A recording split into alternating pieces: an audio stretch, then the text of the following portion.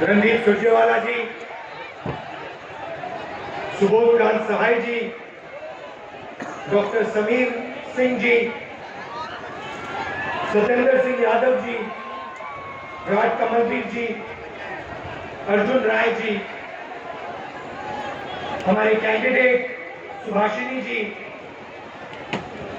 Congress party के और गठबंधन के हमारे सब कार्यकर्ता भाइयों और बहनों, प्रेस के हमारे मित्रों, आप सबका यहाँ बहुत बहुत स्वागत, नमस्कार।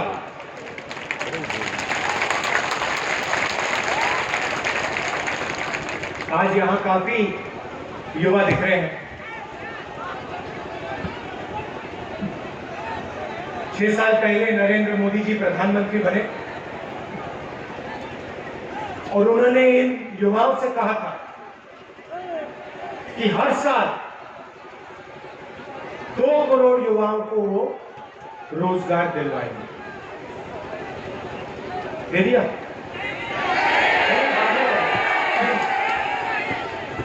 मिला? कुछ नहीं। नीतीश जी ने कहा था बिहार को बदल देंगे, बदला? नहीं बदला। अच्छा, मीटिंग में नीतीश जी जाते हैं। पिछले चुनाव में उन्होंने कहा था रोजगार दूंगा। इस चुनाव में वही युवा जिनसे नीतीश जी ने वायदा किया था, उनकी मीटिंग में आके उनसे सवाल पूछते हैं, हमें रोजगार क्यों नहीं दिया? और नीतीश जी उनको धमकाते हैं, उनको भगाते हैं, उनको पिटवाते हैं। मेरा कहना है, सच्चाई सामने आती है, चाहे व्यक्ति कितना भी झूठ बोलना चाहे, चाहे नरेंद्र मोदी जी 24 घंटा देश से झूठ बोले, नीतीश जी देश से झूठ बोले, कहीं ना कहीं से सच्चाई सामने आके दिख जाती है। सही बात है?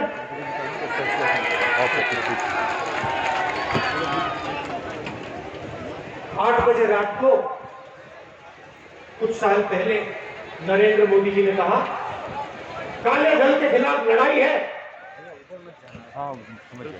काले धन के खिलाफ लड़ाई है, 500 रुपए 1000 रुपए का नोट में रख कर आपसे ले ला रहे हो। आपको याद है बैंक के सामने खड़े थे आप? याद है ना? ये भूल गए? याद है? पूरा हिंदुस्तान लाइन में खड़ा था। अच्छा भैया एक बात बताओ, जब आप लाइन में खड़े थे, उस लाइन में काले धन वाले खड़े थे? कोई अरबपति खड़ा था उस लाइन में? अंबानी अदानी थे खड़े? नहीं। वो बैंक के पीछे के दरवाजे से गए, है ना? पीछे से गए और जो उन्होंने सेटिंग करनी थी उन्होंने कर दी। आपके जेब में से नरेंद्र मोदी ने पैसा निकाला, बिल्कुल आपसे कहा काले धन के खिलाफ लड़ाई है, और आपका ही पैसा आपके जेब से निकाल के बैंक में डलवा दिया, और फिर 3,50,000 करोड़ रुपए हिंदुस्तान के सबसे अमीर अरबपतियों का कर्जा माफ किया। और आपसे कहा भैया काले धन की लड़ाई, काले धन से लड़ना है, और पूरे देश को सच्चाई समझ आ गई। हमारा पैसा नरेंद्र मोदी जी ने हमारे जेब से निकाल के अरबपतियों को पकड़ा दिया।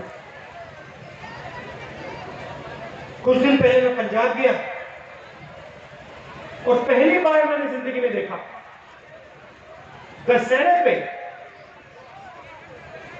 दशहरे पे रावण को नहीं जलाया जा रहा, कुंभकर्ण मेघनाथ को नहीं जलाया जा रहा, दशहरे पे नरेंद्र मोदी, ये अंबानी और अदानी का पुतला जलाया जा रहा है।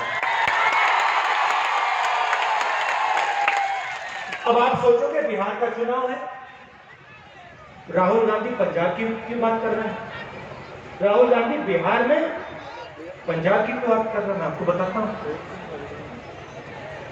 यहां पानी की कोई कमी नहीं है, कोई कमी नहीं है। हर साल बाढ़ आती है। आप देश को 30% मक्का देते हो, यहां पैदा होता है।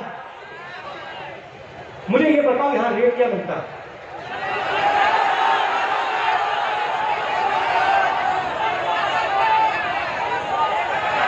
ठीक है, 800 रुपए। अच्छा, धान का क्या रेट मिलता है? ठीक है, आप जानते हो कि आपको यहां 800 रुपए मिलते हैं और आपके मक्के को, आपके धान को बिचौली लेके पंजाब में जाके बेचते हैं।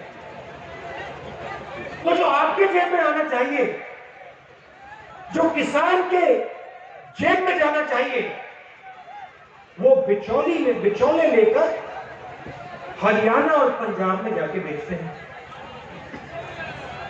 अब हरियाणा पंजाब में गुस्सा है। हरियाणा पंजाब में नरेंद्र मोदी के पुतले जला रहे। क्यों? क्योंकि नरेंद्र मोदी जी ने नए बिचौलियों के लिए रास्ता साफ किया है। वो छोटे बिचौले नहीं, सबसे बड़े बिचौले अंबानी और अदानी। क्यों? क्या किया? जो यहां पे 2006 में आपके साथ किया गया, मंडियों को खत्म किया गया, एमएसपी को नष्ट किया गया, खत्म किया गया, रद्द किया गया, वो अब नरेंद्र मोदी पूरे देश में कर रहे हैं। 3 कानून लाए हैं। मंडियों, एमएसपी प्रोक्योरमेंट का सिस्टम को नरेंद्र मोदी ने खत्म कर दिया और इसीलिए सब्जियों के दाम, प्याज के दाम तेजी से बढ़ते जा रहे हैं। भाइयों और बहनों, दुनिया के सबसे बड़े गोदाम बनने जा रहे हैं। आपका मक्का, आपका चावल यहां आप 800 रुपए में बेचते हो, वो मक्का, वो चावल दुनिया के सबसे बड़े गोदाम में जा रहे हैं। गोदाम अंबानी का है, अदानी का है, और जो रेट पे वो बेचना चाहेंगे वो बेचेंगे। आपका पैसा, बिहार का पैसा आपकी जेब से निकालकर नरेंद्र मोदी इनकी जेब में डाल रहा है। ये सच्चाई है। और इसीलिए पंजाब में, हरियाणा में नरेंद्र मोदी जी का, अंबानी का और अदानी का पुतला जलाया जा रहा है। अब देखिए, आपका पैसा ले लिया। मोदी जी कहते हैं किसान को मैंने आजाद किया। कैसे आजाद किया? अब किसान अपना धान, अपना गन्ना, अपना मक्का कहीं भी बेच सकता है, कहीं भी जाके बेच सकता है। अरे नरेंद्र मोदी जी, एक बात बताइए, क्या किसान हवाई जहाज से जाकर बेचेगा या सड़क पे चलेगा? और सड़क पे चलेगा तो बिहार में सड़क कहां है?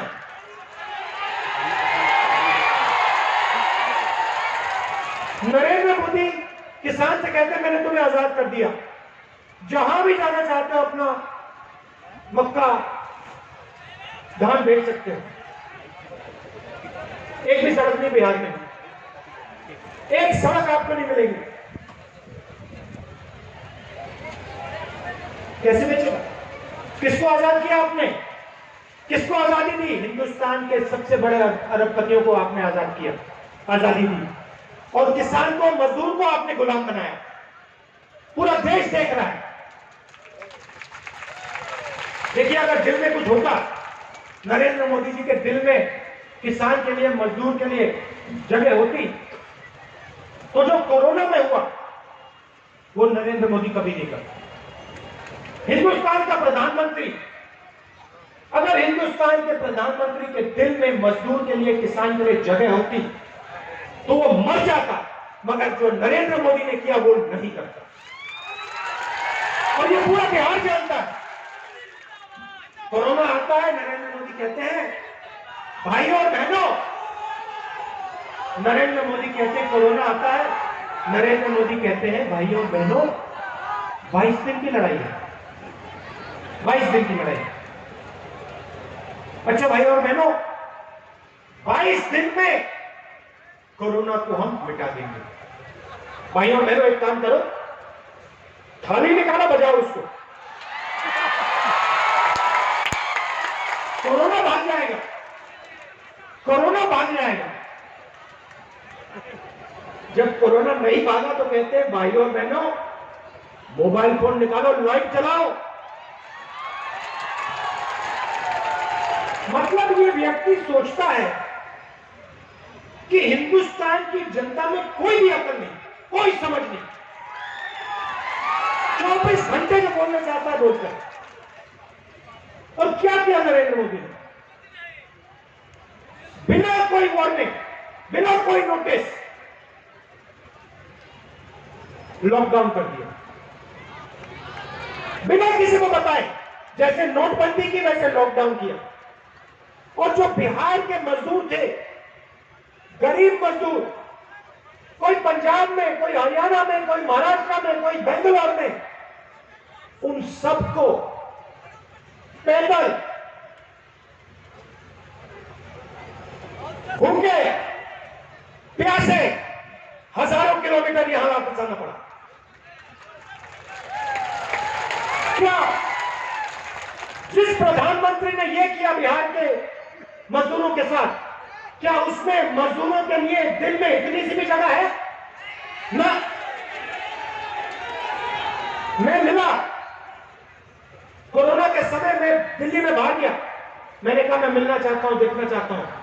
मैंने मजदूरों से बात की। मजदूरों ने मुझसे एक सवाल पूछा, कहते हैं राहुल जी हमें एक बात नहीं समझ आई, ये जो प्रधानमंत्री हैं इन्होंने हमें 2 दिन का नोटिस क्यों नहीं दिया?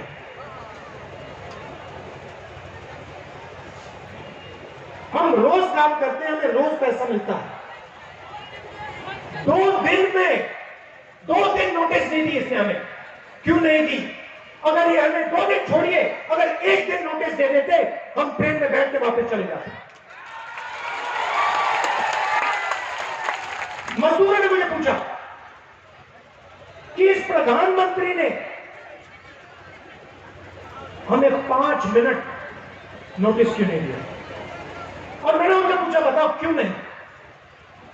उन्होंने कहा प्रधानमंत्री के दिल में हमारे लिए कोई जगह नहीं है।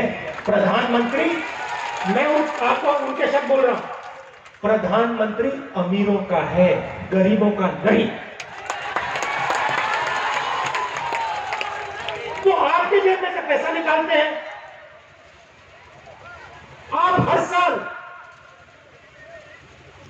साल यहां बाढ़ आती है, आपको गन्ने के लिए, मक्के के लिए सही रेट नहीं देते, फिर आपके युवा यहां से भाग के बाकी प्रदेशों में जाके मजदूरी करते हैं, और फिर नरेंद्र मोदी लॉकडाउन करके डंडा मारते उनको वापस दिखाते हैं। और फिर सबसे अच्छी बात, उसके बाद नरेंद्र मोदी, नीतीश जी बिहार में आके बिहार की युवाओं से वोट मांगते हैं। शर्म आनी चाहिए इनको।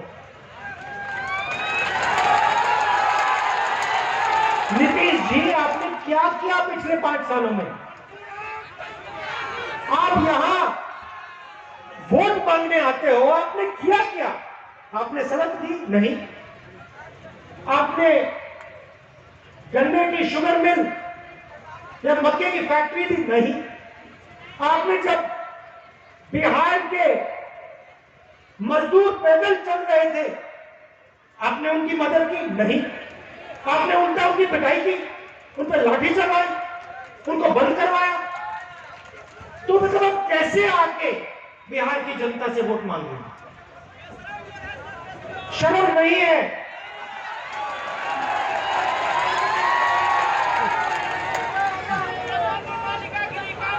आप जाइए छत्तीसगढ़, जाइए और वहां किसी भी किसान से पूछ लीजिए,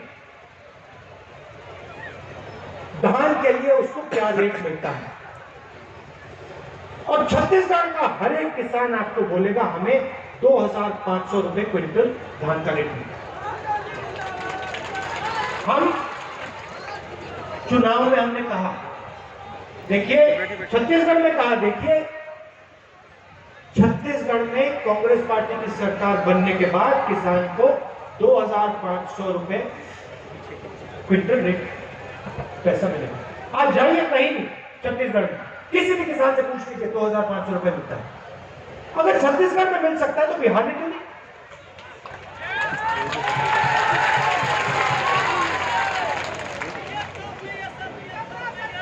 क्योंकि नीतीश जी और नरेंद्र मोदी जी चुने हुए उद्योगपतियों की सरकार चलाते हैं, किसानों की नहीं चलाते, मजदूरों की नहीं चलाते, गरीबों की नहीं चलाते। और मैं यहां आया हूं आपको गारंटी देने कि बिहार में गठबंधन की सरकार बनेगी तो वो गरीबों की होगी, किसानों की होगी, हर जात की होगी और हर धर्म की होगी।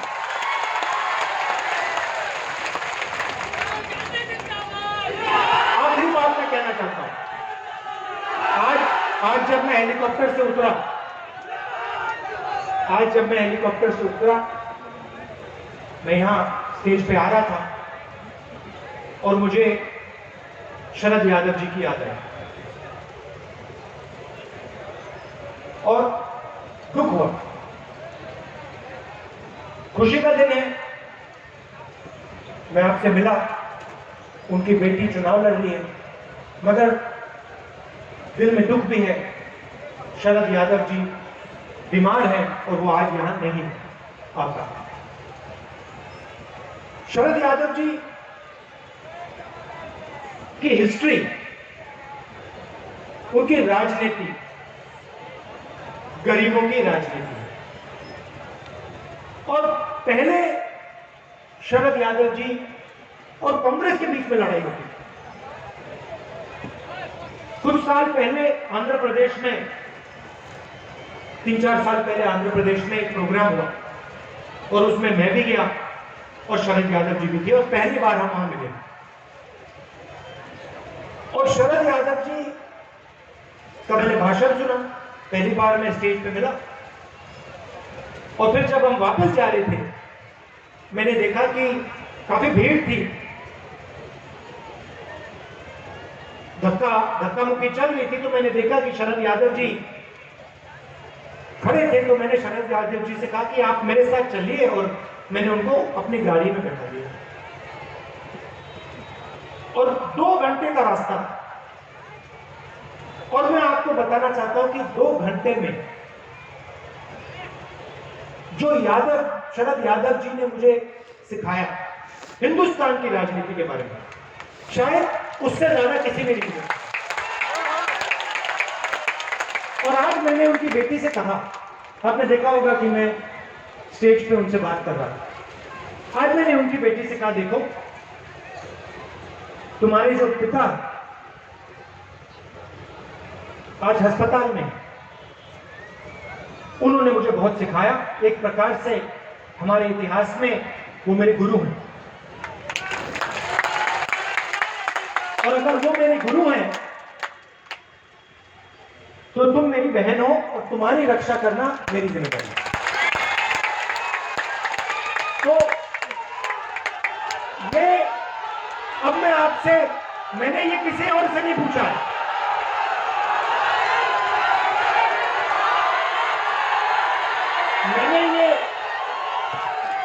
मैंने ये बात बिहार के चुनाव में किसी और भाषण में नहीं कही जो मैं अभी कहने जा रहा हूं। मैं आपसे गारंटी चाहता हूं कि शरद जी की बेटी को आप चुनाव जिताओगे। मैं अपने लिए नहीं कह रहा हूं, मैं अपने लिए नहीं कह रहा हूं, मैं आपके लिए और शरद यादव जी जो आपके नेता हैं उनके लिए कह रहा हूं।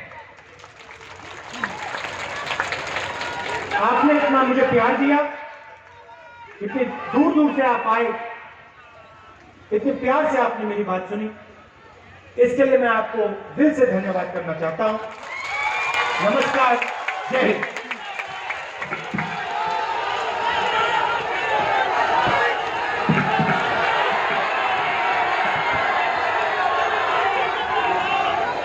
राहुल गांधी जिंदाबाद।